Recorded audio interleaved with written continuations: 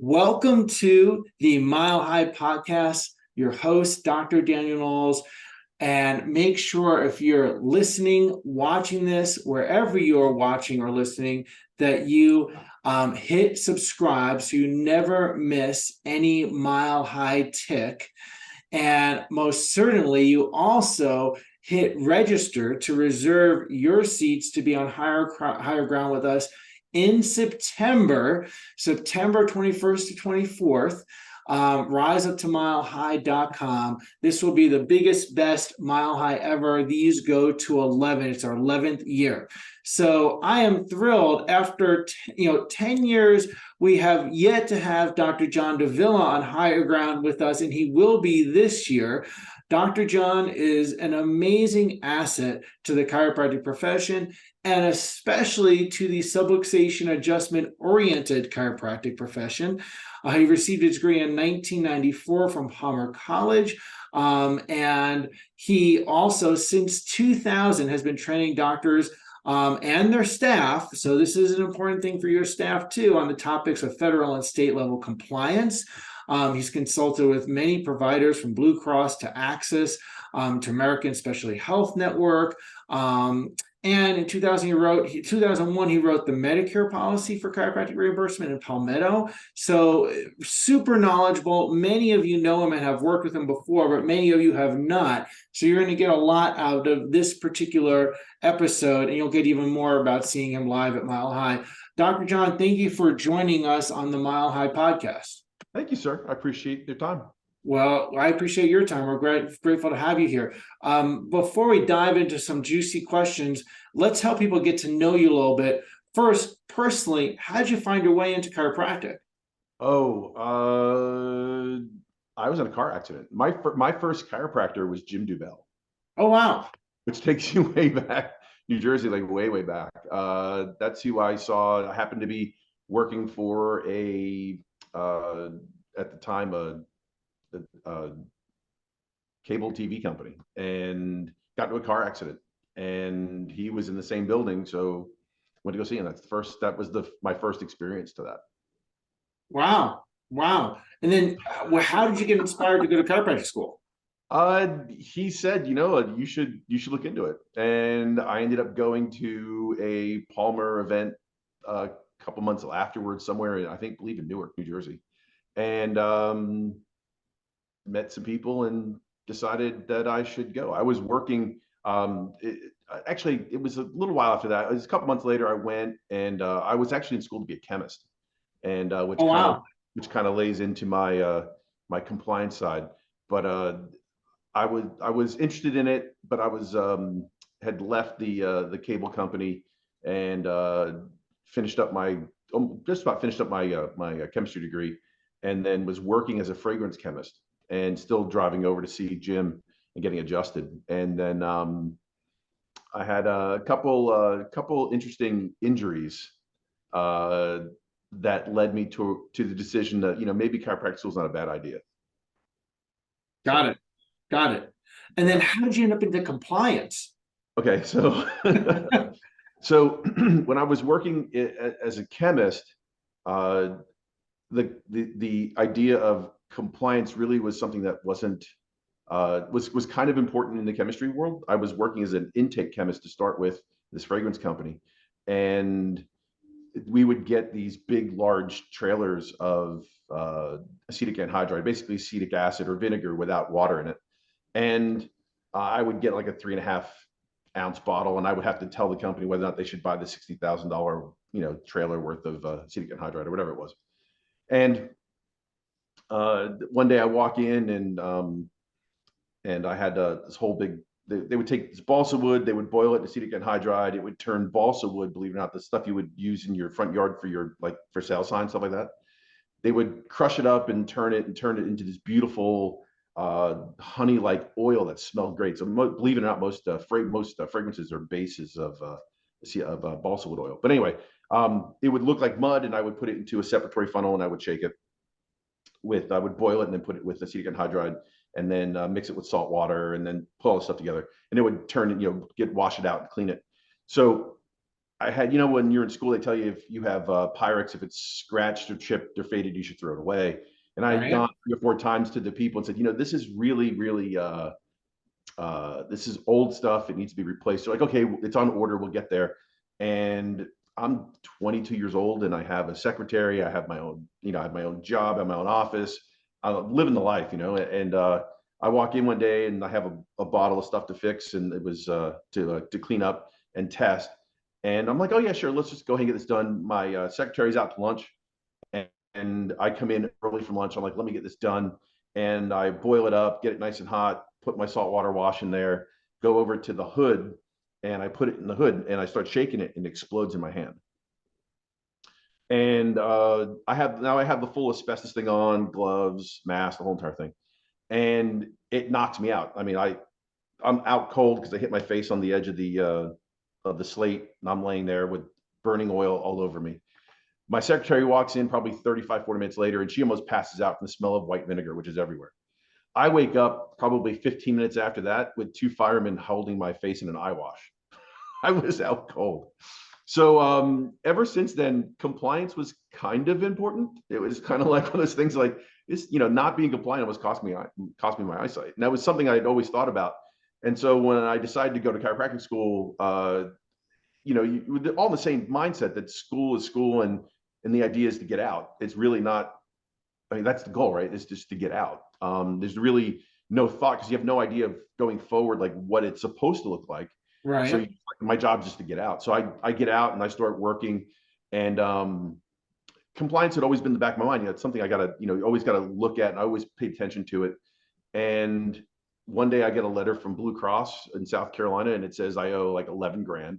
And I'm like, oh, this isn't right. And I started talking to the to Blue Cross about it, and I end up in a conversation with their chief legal counsel in Columbia. And I was a member of the state association, but not really involved, and you know, just, you know, talking to these people. And the woman says to me, she goes, you know, you're right. This is, you know, we did this incorrectly. We're going to go ahead and refund your letter, and so Hmm. you don't owe us anything. I was like, great, but I also have 8 or 10 friends that have the same letter. Are you going to rescind those letters as well? She goes, no, they'll have to go ahead and argue about it. I'm like, well, if you already said the premise of the letter is wrong, you should go ahead and get rid of all of them. Oh, wow. And they're like, no, we're going to do this. I said, great, I'll just go to the news, you know, the newspaper, and say what's going on. I'll go back to the state association and tell them. And after about 20 minutes, she left, came back. She goes, oh, you know what? We'll go ahead and get rid of the letter for everybody. So I had friends at like 40, 50, $60,000 worth of audits. And ever since then, I got into the state association as far as like on their insurance committee. And then that put me in good stead with Blue Cross because I didn't argue. They didn't argue emotionally. It wasn't emotional. It was, these are the Factual rules. Yeah, it was factual. These are the or rules matter you're of supposed fact. to do. Correct. This is exactly what's supposed to be. And they agreed. So when I got there, I became state association president, and then I started to really, really work with Blue Cross from not, and never paid by them. It was always volunteer through the state association, and started Got working it. with them and getting and doing some real cool stuff where I was able to go ahead and set up base programs where like we were able to go ahead and set up review programs where nurses might deny something, but we would come in and review the appeal, and learn quite a bit from Okay. that process, and how it all works. And then, you know, even then we probably only approved 40-45% of all the claims that were originally denied. And it worked out really well, and learned quite a lot from there. And then you know, we ended up doing some stuff with Medicare, and then I actually wrote their LMRP back then, and then worked with their nurses on the care advisor committee. So it was that transition from I got a letter to let me learn this stuff to I had the ability to talk to the reviewers in such a way in which it wasn't argumentative, it wasn't adversarial. It was, here's your policy, this is what you asked me to do. I did this. Why are we having a problem? Hmm. And that thought process has really helped not just me from a practice standpoint, but me to help teach other people, because you get into seminars and people just like, oh, well, insurance companies are bad.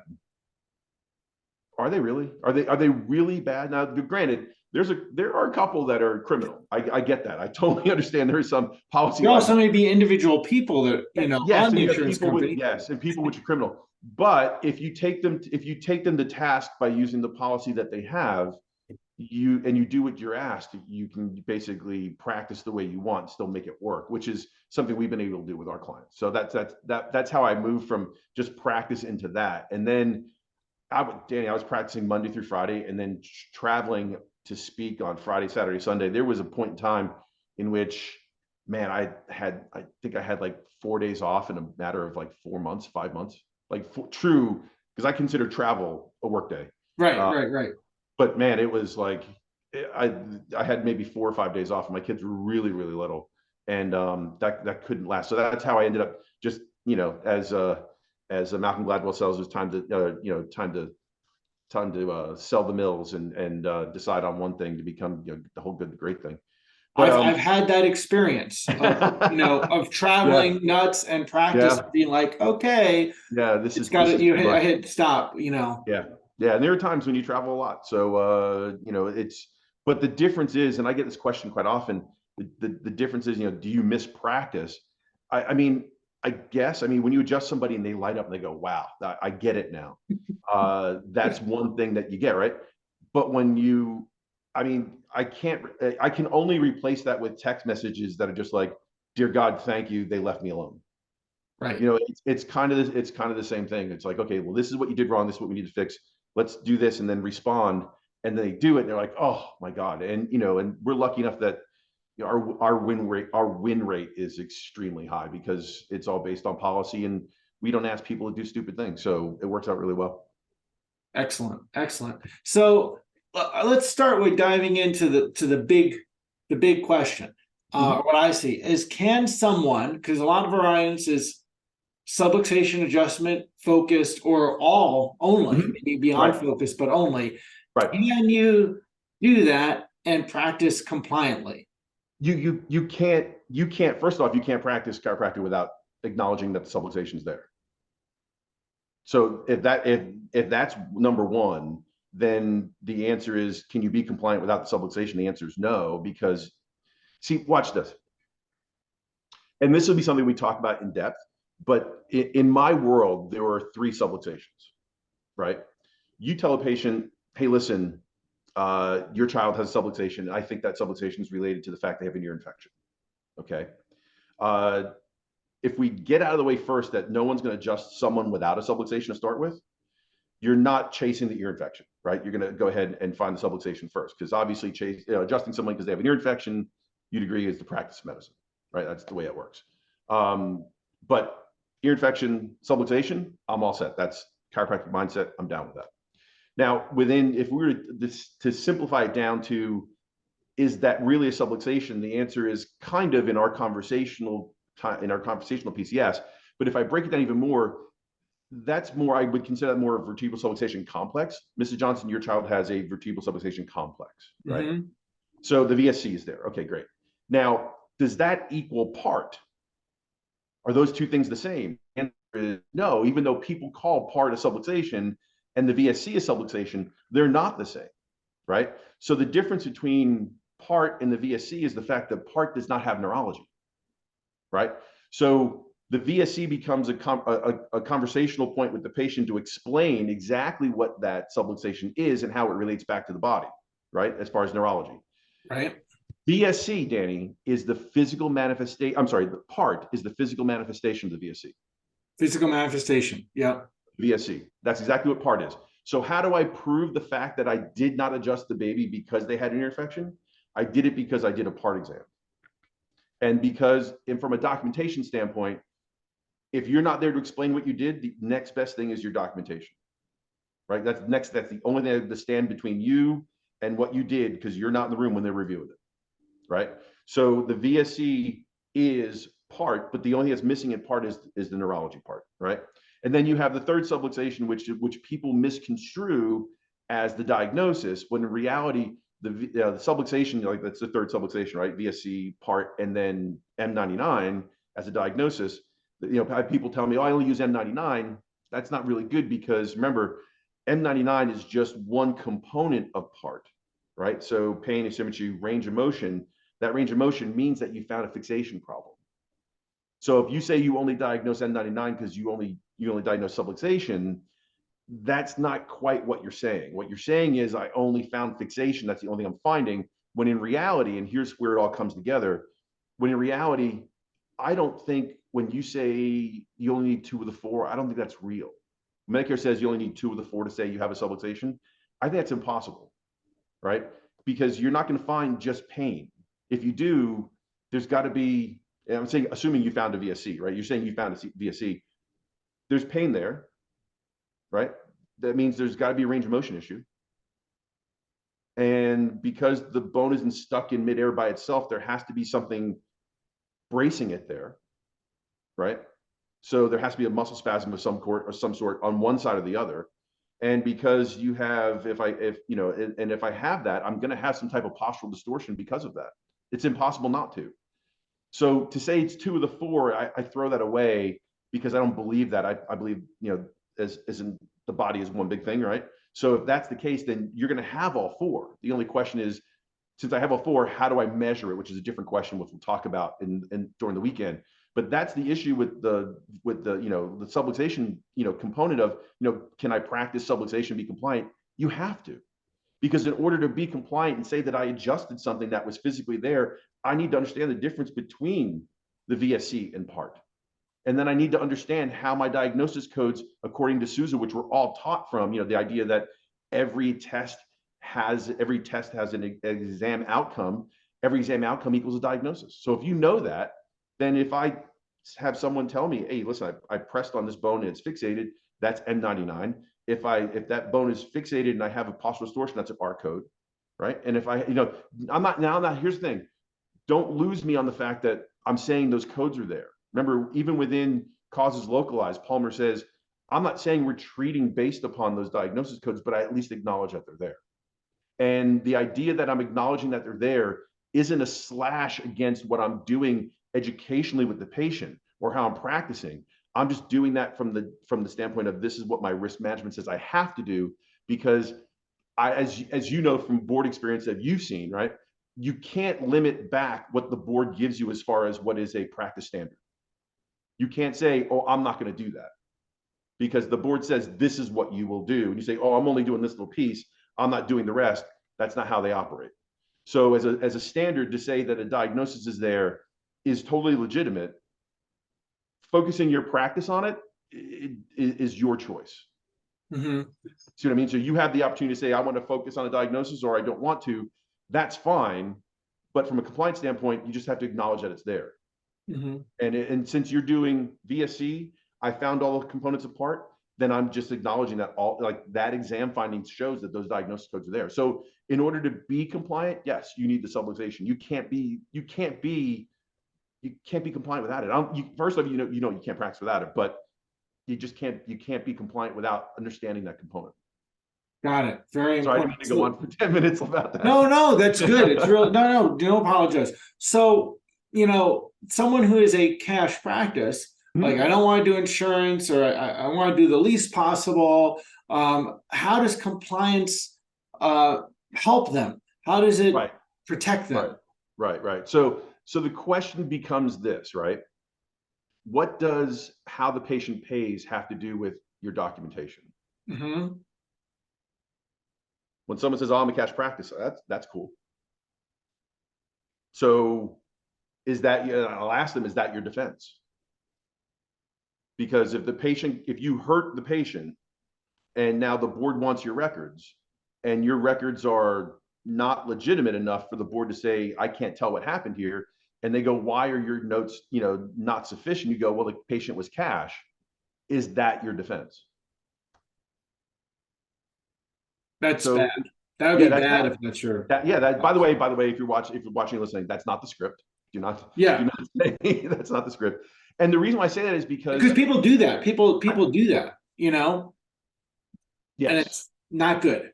No, you don't want to say that. So the truth is that, when I teach documentation, there are components about what insurance wants, but it has nothing to do with what you're supposed to document. So from a compliance standpoint, so there's this thing called HIPAA, right? We all have heard of HIPAA, right? Health Insurance Portability, and Accountability Act, right? So the key word there is portability. And the reason being is because there's a component with the HIPAA called code set transaction standards, which means that a patient should be able to go from me to you, and the codes and the documentation, contained within my documentation itself should be able to be discerned by you if the patient moves from me, from Myrtle Beach to Denver.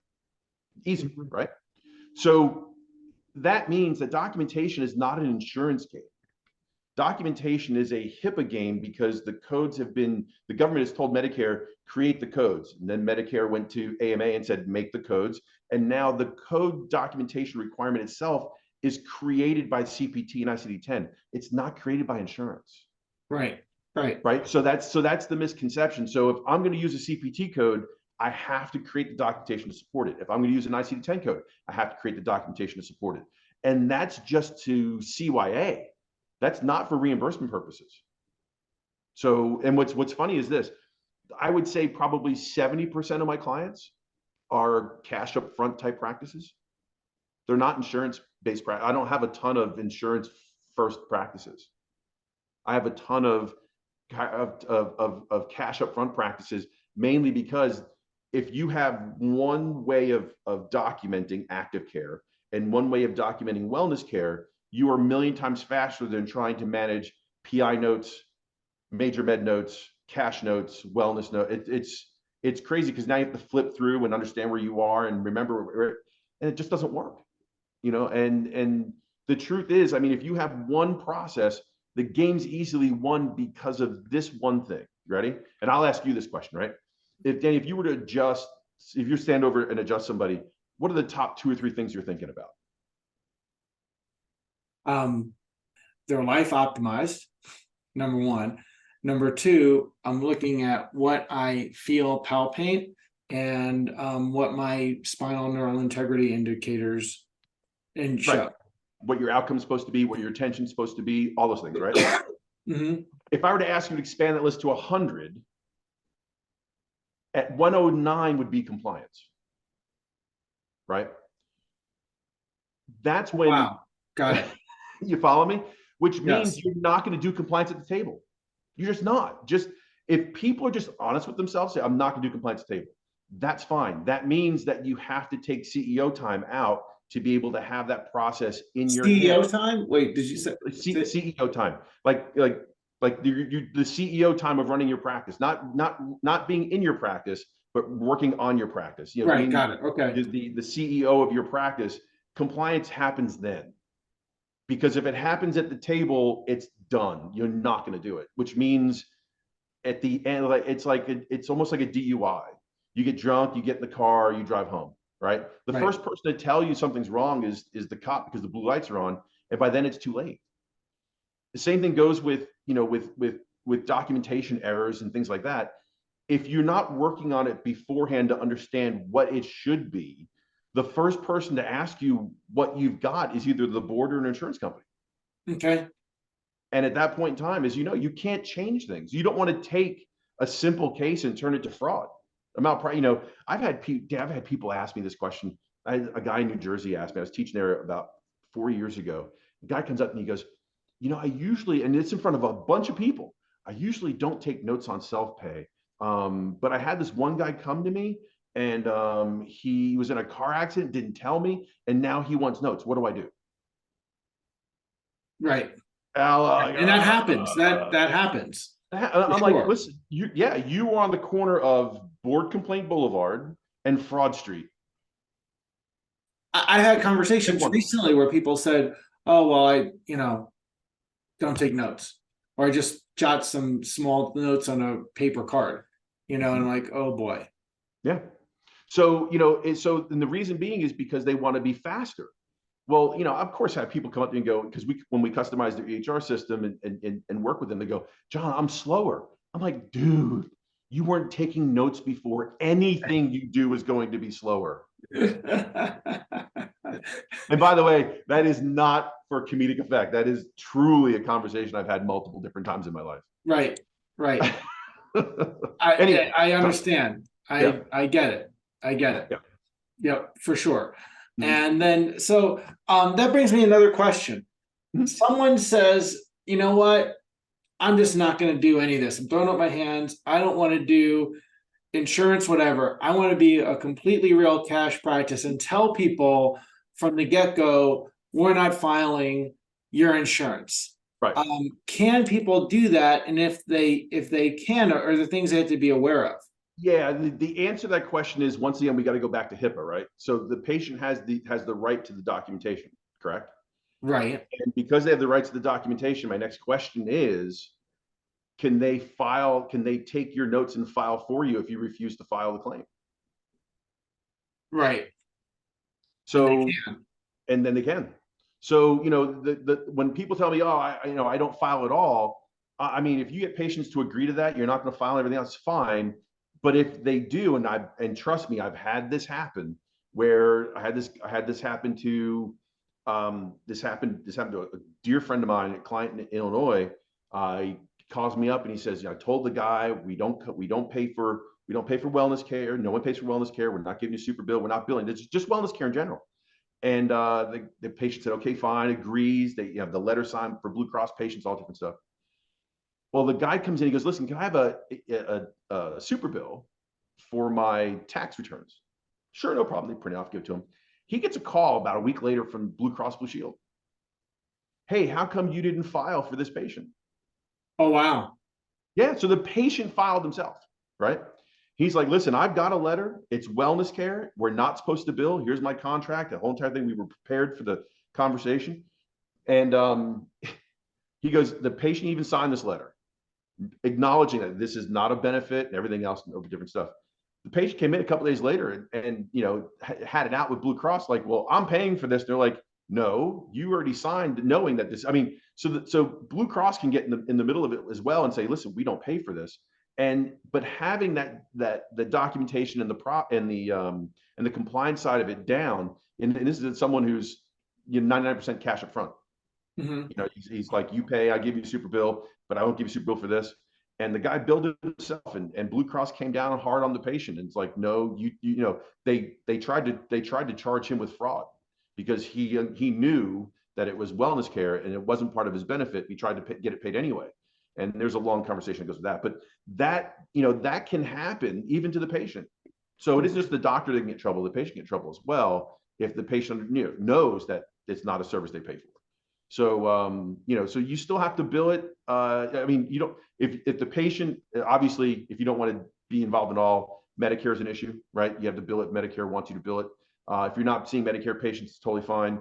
But if a patient bills it for you, I mean, you're still going to have to go ahead and deal with Does it. that mean you have to have some kind of letter they sign at the initiation of care that you won't file? Is that what you're saying? No, I mean, even if the patient says I'm not going to file, and they're going to file anyway. I mean, well, how does that stop them? If once they get your documentation, once I have, and by the way, even with the Cures Act, with the Cures Act, where they can go in and have access to your notes within 24 hours, they could download your notes and send it to the insurance company without you even knowing that it's happening. Got it. You know what I mean? So this whole big thing. Well, I don't bill. I mean, I get it, but the truth is that even like we'll talk about this in the weekends. We have quite a bit more time. This isn't about billing. I hate making it about a billing because people go, oh, John, just about insurance. And it isn't about billing. The question becomes, here you go. In my world that I see, the most common board complaint is financial. Of course. Right. It may be you hurt me, but it's financial, right? Mm-hmm. Okay. So if it's financial, the only thing, once again, they have to go ahead and review is your billing and your documentation. So once they look at for a board complaint, now they have your records. That's the part I'm worried about. I couldn't care less about. I mean, insurance. I mean, who cares? I really couldn't care less about that part. It's the risk management side, because I had somebody in another state who told the board, I practice this way. I don't do this stuff. When ICD-10 came out, I'm not doing it. All this different stuff. And the board hammered him and said, no, you'll practice the way we want you to.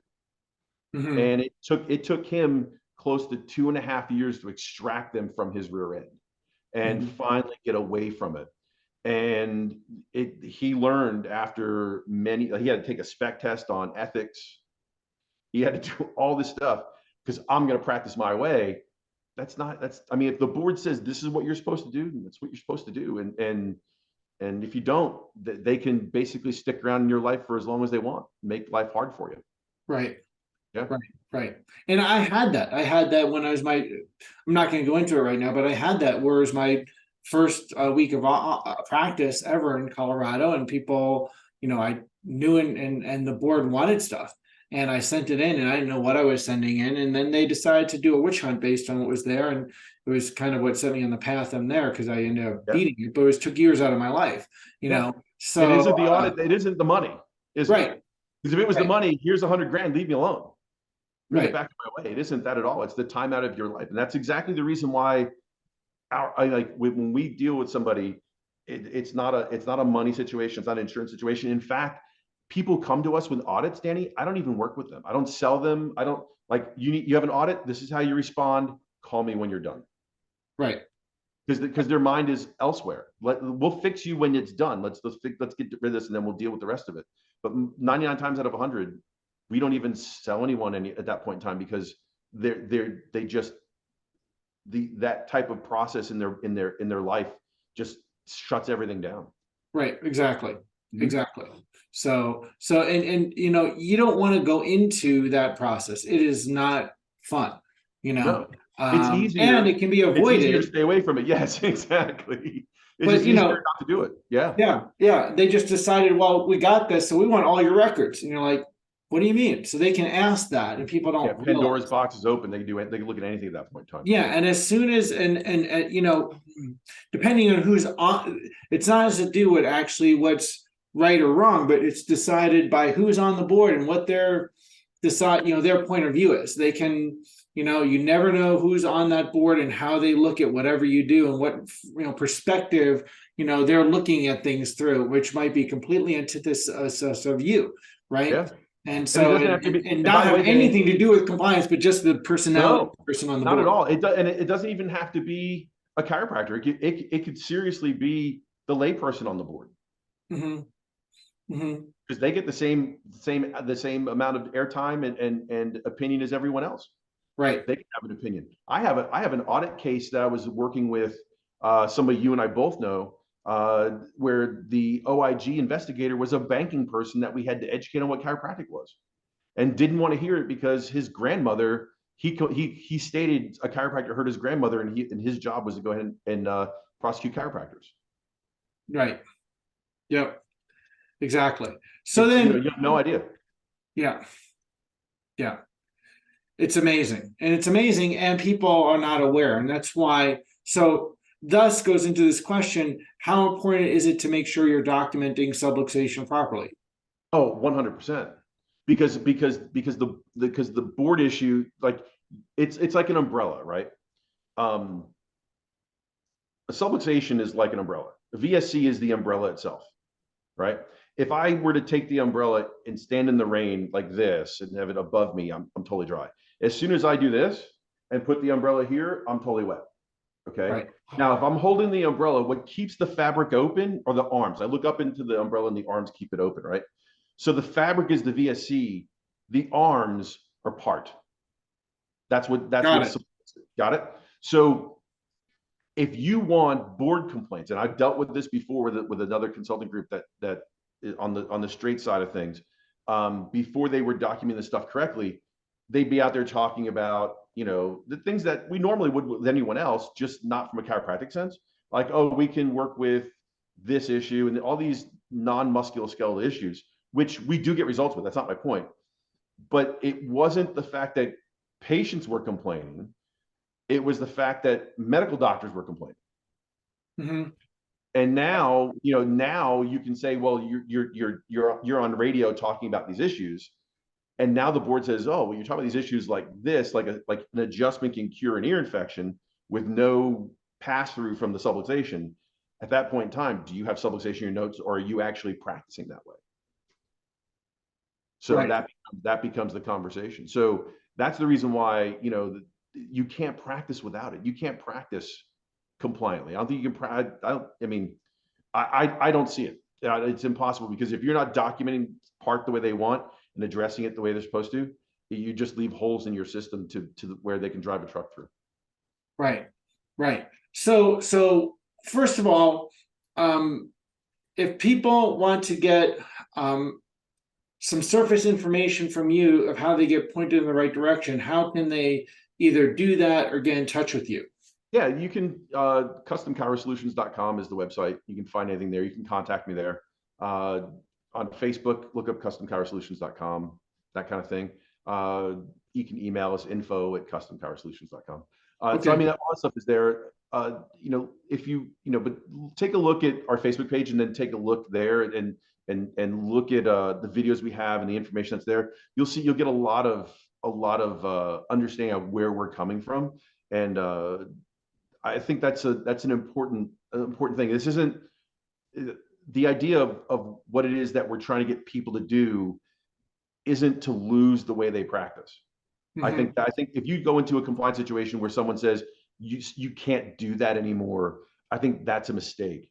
I think if someone's practicing from a subluxation standpoint, there is enough support within the compliance world to go ahead and allow you to practice the way you want to. Hmm. And that's the reason why our circles have passed numerous times, because the same people that uh, I speak there as well, and there's never been a complaint that's not been the case. Right. Right. That's always been the case. And the other part of it is, it isn't just, oh, by the way, this is what's wrong with what you're doing. One of the things that I pride myself on is there's always an implementation process. Hmm. Here's what you implement. This is what you do. So rarely, if ever, do I go, that's wrong, I don't know why.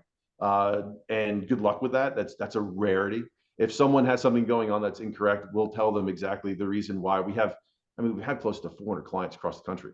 So Wow. we see this stuff all the time. And if we have that issue, an issue at all, and you have possibilities are you have the same issue, it's really rare that you don't. And Hmm. because, obviously, if you're paying me and there's a problem, we don't fix it, you're going to stop paying me. So, so if we find the exact problem, and we'll figure out exactly how to fix it, both from a documentation process and a billing standpoint. Hmm. So, yeah, it's one of those things that, implementation is huge. So if you're looking for that kind of help, then you can find us there. Okay. Got it. Now, here's the thing. If you, what's one important thing, maybe most important thing, or first thing to look at, that's like the most important thing for a person that hasn't looked at compliance, that you would say, hey, check this out first or do this first? The answer, okay, so the answer to that is, you honestly have to find somebody that when they talk, it matches the way you practice, Hmm. right? So if you're going to look for help, that you have, I mean, it can't be anything else other than, will this thought process match the way I practice? Because if it doesn't, even if you don't like somebody, if they're giving you the right information and it matches the way you practice, you can get past that and implement. Because compliance is one of those things. I mean, it's a yes or no. It's like, remember when we were kids, it was like baseball cards, right? Got it, need it, you trade for you. I mean, it was one, I got it, I need that one, I got it, I need. Compliance is the same way. It's either you have it or you don't. So in that situation, it's something that you have to look at from a, if I go with this compliance process, do I have to change the way I practice? And if I don't, is that good for me? And that's Hmm. the reason why, for example, what we do is when we take a client on, the first thing we have them do is write out. And by the way, if you want to play with this at home to figure out how to be able to fix yourself at home, like self-diagnose what's going on, we have our clients write out for us exactly what they sell. What do you sell? How often? Visits, frequency, duration, the codes you use, the dollar amounts, the care plan values, the discount. We have them write all that out. The reason being is because if I write that out and then step away from it and then multiply it or extrapolate it into what would look like a month or 2 months worth of care in my office for all the patients I see, then I could realize, even if I'm not billing directly, if I'm giving a super bill, same thing, I could realize what the insurance companies see when they see my claims. Right. And if that's the case, then now all I've got to do is figure out how to be able to manage that it's almost like Waze, right? So Waze is a app to go ahead and show you how to work around the traffic. All Same right. exact, Okay. same exact thing. So if I know exactly what my problem is before I bill it out, I can change it. And so that's how we do it. So we take the data, we look at what it is you're doing, we show you, okay, I don't want you to change what you're selling. We just need to change the coding that goes with this to make it match what the insurance companies will pay for. And now you have the same thing you're selling. It just is easier and puts less stress on your documentation. That way Right. you can give your super bill and you don't have to worry about it. Because truth is, I mean, profitability is based upon how much it costs you to collect, right? Right. Yeah. Right. So if it doesn't cost you to collect anything, and it doesn't cost you to send, and you don't have to send records in, your profit margin is a lot greater than someone who has to deal with that. So if you have people asking for documentation, even if you're not billing insurance, there's a reason why, and that's something you got to look at. Right. Right. Well, and then that goes back to this main topic of um, you helping people know that you can be compliant and have the practice of your dreams. They're not mutually exclusive. No, they're not. In fact, I mean, I'll tell you two quick stories. I have two guys, one in Washington State. I saw him at a seminar I was at. He came up to me and he said to me, he goes, I haven't told you this because I haven't seen you in a while, but we send our questions in, we get our questions asked. It's no big deal. We have, our documentation's awesome, everything else. But the one thing I didn't expect was for you to fix my marriage. I'm like, yeah, out of left field. Whoa, where'd that come from? And I'm like, what do you mean? He's like, oh, my wife, he was just married and he was working in his office and he just got married. But he's working in his office beforehand. And he just gets married. And his wife's like, you have to come home. And he's like, I can't. And then he hired us and we fixed everything. I mean, he was home within, 15 minutes of his last patient when we fixed all that process for him. This is somebody who doesn't bill insurance, by the way. Mm-hmm. Doesn't bill insurance, just trying to get his notes done. He was home every night within 15 minutes, within a month and a half of implementing the system, because we were able to give him that speed and that confidence to say, okay, I've got to have this stuff done. I've heard people tell me you saved me from an audit, everything else. I've never had someone tell me I saved their marriage. I'm like, you're kidding. He's like, no, she told me either you come home or I'm not going to be here when you get home. And that was after like 3 or 4 months. And I was like, whoa, okay. And I was looking for something. You came across my desk. I said, please help me. You help me. My notes are done. She's happily married. I'm happily married, but I had no idea that was going on in his life when he started with us. But I mean, that's the other side of it too. It doesn't have to be an insurance thing. It could be that, Well, and I've had that conversation with people actually that, I was mentoring them in their practice and they said that their, family said somebody in the family said, you've got to make this change or you're gone too many hours and so on. And that's not the practice of your dreams because it's not even if it is the practice of your dreams, it's not the life of your dreams. Right. So, that will eventually affect the practice of your dreams and your marriage. So, Absolutely. all these things, tie together. Absolutely. Absolutely. And if you don't, I mean, that's having what you want. He didn't change the way he practiced. He didn't change what he was selling. And the funny part is, I mean, if you were to ask yourself, like we have clients that see 11, 12, 13, 1,400 people a week, and they're done at 5 o'clock. When they see the last patient at 5 o'clock, they're out the door at 5:15. Mm-hmm. If I have somebody who comes to me and they're like, well, John, I have a busy practice. I see, 90 a week. I go, okay, fine. That's fine. And they're like, well, how does someone see 800 a week? And I go, it's not their DNA. They're not mechanically different from you. They're not materially different from you. They just have different policies. They have different procedures. Mm-hmm. Different ways to get things accomplished. You can have the same thing they have. It's just you got to go ahead and understand the procedure. And Right. I think that's the biggest thing. I think people look at speed as as a DNA thing. It's not. It's not a speed in practice is not a DNA thing. It seriously is a procedure thing. It's a policy thing. It's how you trained yourself and your staff to be able to say these things are done when they get to here. Because if you don't know where that line is, you'll continue running through it. Dane, one of the biggest issues we see are people that, I'm going to say this is going to sound really stupid. They over document. Right. Mm-hmm. because they don't know what, I mean, they don't know. Right. We say, no, you don't need that. They're like, oh, but I thought I did. Well, great. Show me where the rule is you have to have that. Oh, I learned that in school. I got that. But show me where, like outside the four warm, fuzzy walls of academia, please show me where this was taught to you or where the policy is for this. And they can't. And I'd say of the audit issues we have, that's probably 35 or 40%. They just over document and it's too much. And the nurse reviewer says, this doesn't make any sense. And they go denied. Right. Well, you can guess what? You can't only, in addition to over adjusting, you can over document.